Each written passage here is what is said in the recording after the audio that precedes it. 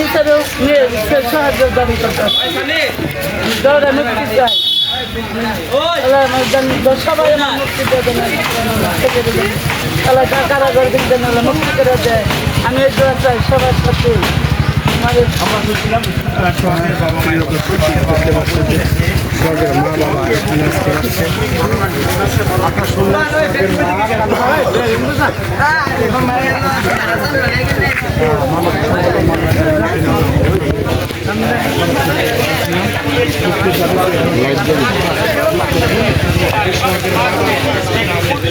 আরো এটাকে ঝিলিয়ে রেখে আজকে সোহাগ জেলখানায় লামিসা কিন্তু আবারও চলে আসছে সেই সোহাগের কাছে। কিন্তু যখন লামিসা যখন চলে আসে সোহাগের কাছে, সোহাগ কিন্তু জেলে, কারণ লামিসা এসে কিন্তু সোহাগকে পায়নি বাড়িতে, তার মানে তখন কিন্তু জেলে। আমি একটু আপনার কথা বলতে চাচ্ছি, এই যে সোহাগ এবং লামিসার যে ঘটনাটা, এটা আসলে আপনারা মানববন্ধনে কি দেখতে পাচ্ছেন?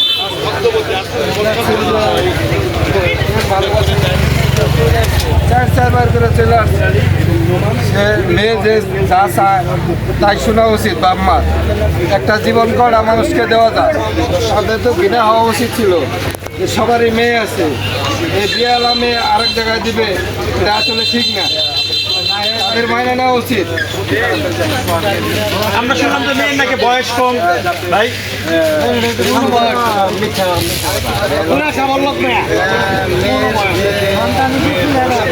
মেয়ের সন্তান তো ছিল,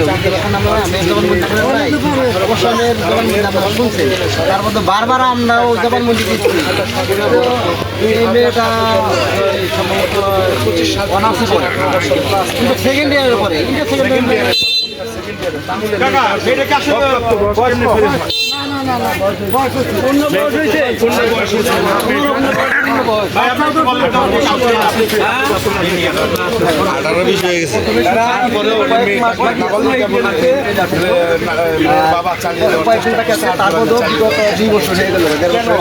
এখন তার 18 বছর এখন সে তারা হয়তো বলতে হয়তো যে বয়স হয় নাই, অরিজিনাল আসলে বয়স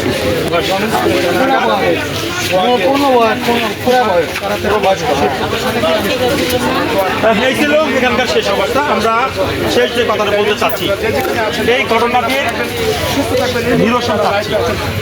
আমরাও গণমাধ্যম কর্মীরা এই ঘটনাকে নিয়ে বারবার আর কোনো নিউজ করতে চাচ্ছি না। আমি বারবার মিডিয়ার সামনে আসছে, আমরা লামিসাকে এই কথা বলছি যে আমরা সমাজকে নিয়ে আর কোনো নিউজ প্রকাশ করবো না। তিনি আমাদের উপরে সে বড় ধরনের একটি ক্লেম পর্যন্ত লাগিয়ে দিয়েছে যে আপনারা যদি আমাকে নিয়ে নিউজ না করেন, আমি প্রয়োজনে সংবাদ সম্মেলন করবো, প্রয়োজনে ঢাকা প্রেস ক্লাবে গিয়েও আমি মানববন্ধন করবো, সংবাদ সম্মেলন করবো। আমার কথা কেউ শুনতে চায় না, কারণ লামিসার কথা কোনো মাতব্বর শুনে না, লামিসার কথা আদালত শুনে না, লামিসার কথা পুলিশ শুনে না, লামিসার কথা গণমাধ্যম পরিবেশ না শুনে, তাহলে এই আমরা যতবারই শুনতে লামিসার কথা, লামিসার বাবা আমার কথা কেউ শুনতে চায় না।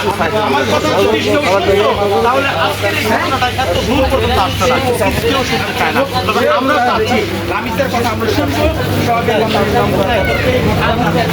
চাচ্ছি এটা যেন আর যেন বাইরে না যায়। আগামী 28 তারিখে পরেই একটি শুনানি আছে, আশা করি মহামান্য আদালত এই বিষয়টি বিবেচনা করে তিনি করবেন এবং সোহাগকে মুক্ত করবেন, মুক্তি দেখবেন, এবং আমরা আশা করি সোহাগ কাছে ফেরত আসবে। এই আশা এবং প্রত্যাশা রেখে আমি আলমগীর হোসেন আবার বিদায় নিচ্ছি এখান থেকে।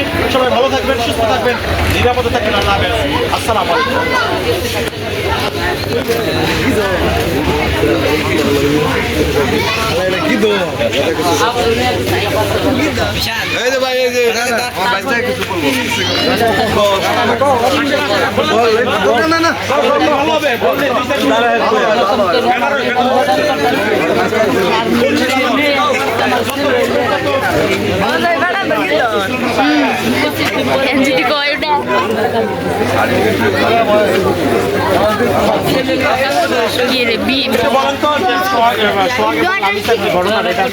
কিভাবে দেখছেন আপনার এলাকা?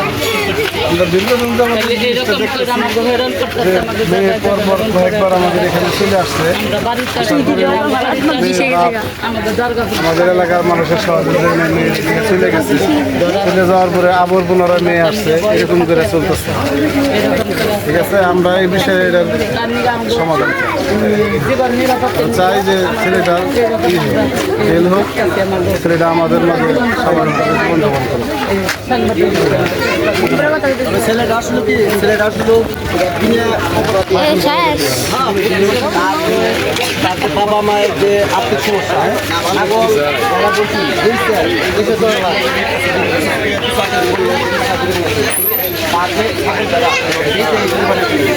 আর মেয়েটা একটু দেখে চাকরি রেখে মেয়েটারও ছেলেটারও প্রথমে হয়তো ছেলেটা হয়তো ভালো রেখে হয়তো বর্তমানে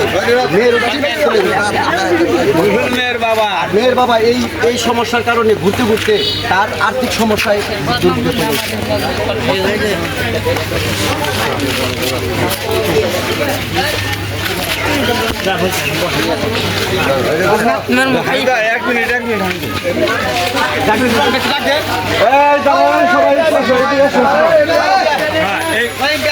নিয়ে একটু একটা ফেস হয় That's